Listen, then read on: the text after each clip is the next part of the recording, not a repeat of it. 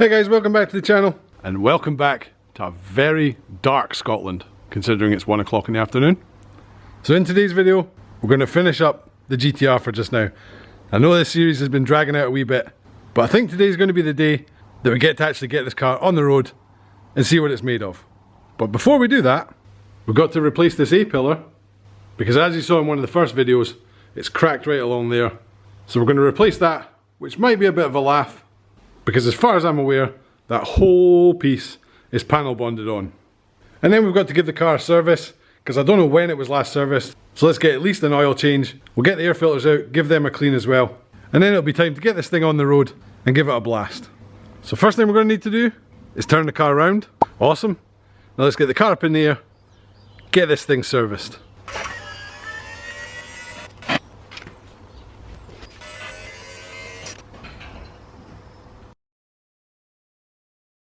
Right, so first part of the plan is to get the air filters out, get them cleaned, because they'll take a while to dry. Now I'm pretty sure on a standard GTR, the airboxes sit around there and in that gap over there. But obviously this car's got aftermarket air filters. Now they look as if they run into here. So before I go to all the bother of removing the front bumper, I'm kind of hoping that by opening this up, I'll be able to get access to them. But there's only one way to find out, so let's get on with it.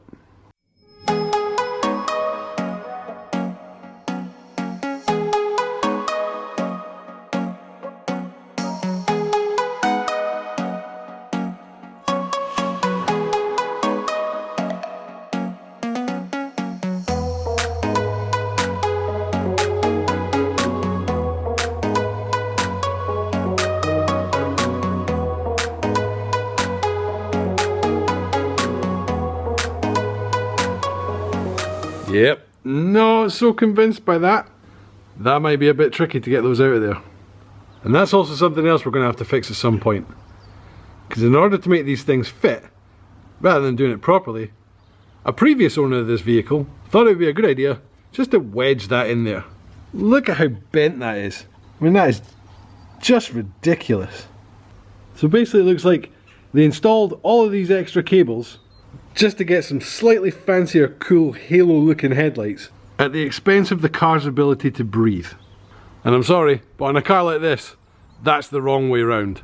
You let this car do what it does first, and then add on stuff like that after, but not at the expense of the performance or even just the longevity of the engine of the car. So anyway, that's my little rant over for just now. Let's see if we can get those filters out without having to take the front bumper off.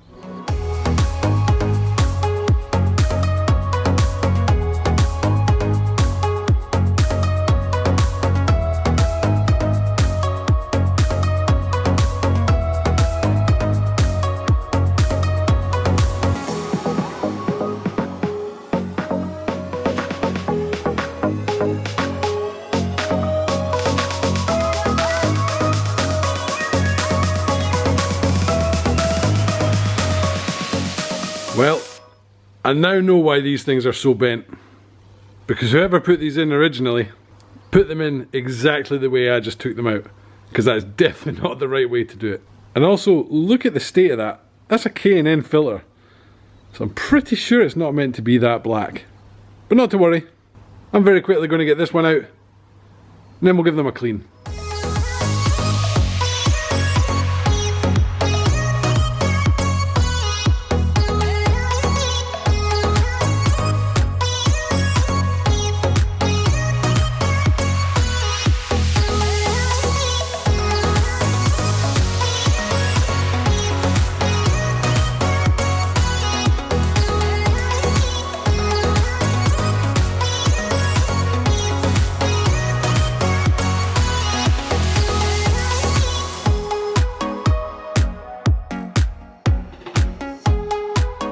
Right, so I've put the air filters inside, let them dry out naturally in the warmth.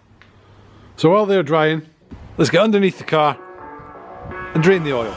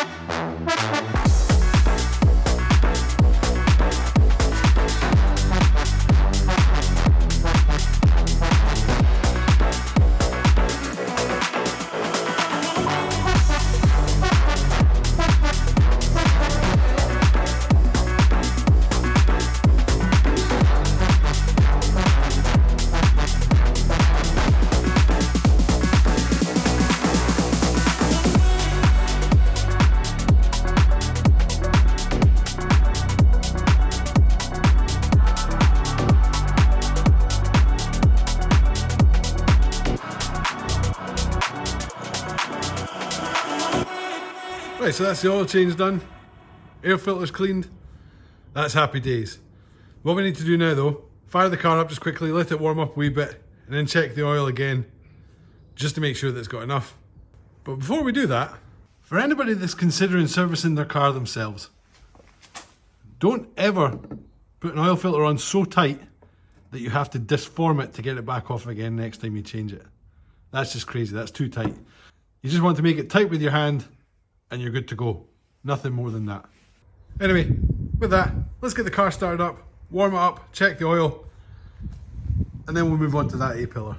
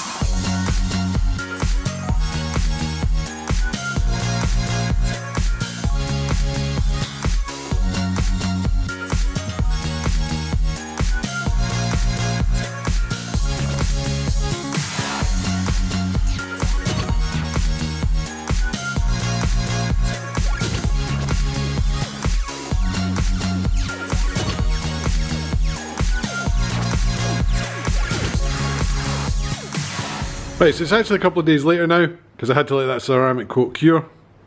And it went from being a really dark day in Scotland to a really windy one. So anyway, now that that's all fitted and looking lovely, it's time to get the GTR down to a petrol station, because it's saying it's got 50 miles left in its range.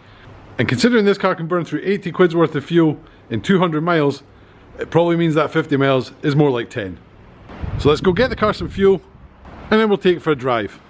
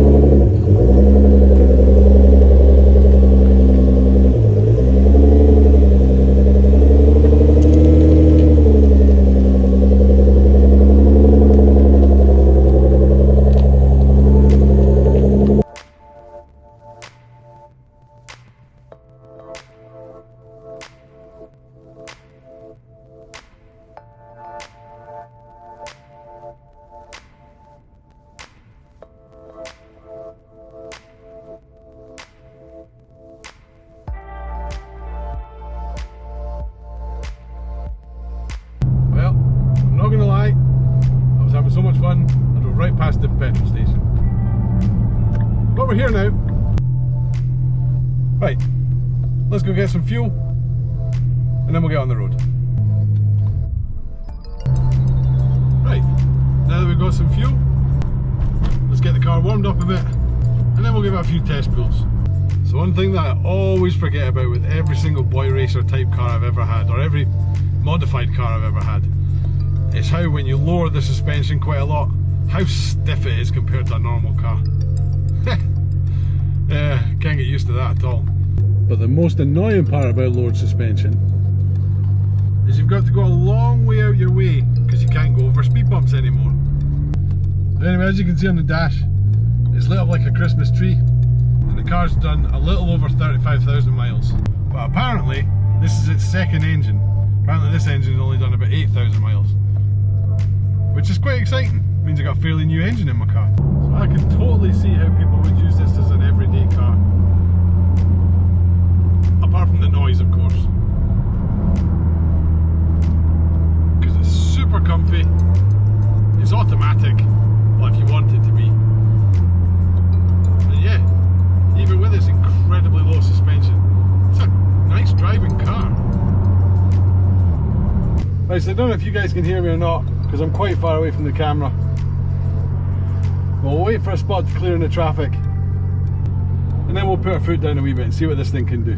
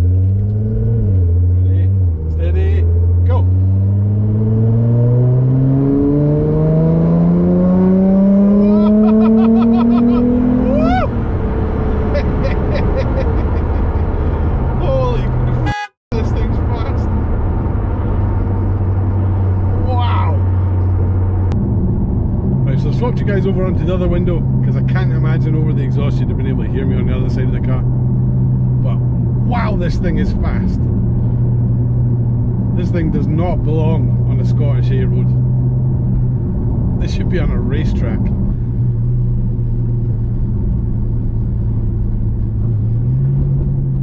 So far, I've not taken it above 5,000 RPM, and holy moly, this thing is scary.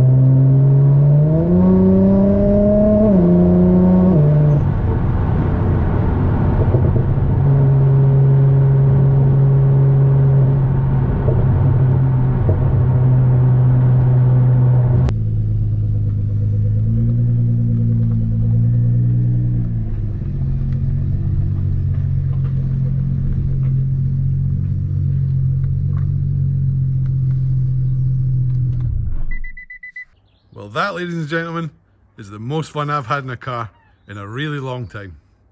And in true Scottish style, it's back to being overcast again. And the geese have decided to fly south, which is kind of weird considering it's only January. Now, although it doesn't look on camera and you guys haven't really seen it yet, these wheels are in quite a bad state. They're nowhere near as gloss black as they look in real life. But having seen them with all that brake dust on them, I'm wondering if rather than getting them powder coated black again, I get them powder coated copper. Because they might look quite cool in copper. So leave a comment down below, let me know what you think about the colour choice. Do I get them powder coated black again? Do I go a completely crazy colour like white? Or do I do them a copper bronze colour? Which I think might look quite cool. So anyway, with that, that's going to be the end of this week's episode, guys and girls. I hope you liked it. There is still a few things left to do to this car, but we'll deal with them in and out of doing other projects, because they're not big things. And as always, I hope you're keeping well and I hope you're keeping safe. I'll see you in the next one. Peace.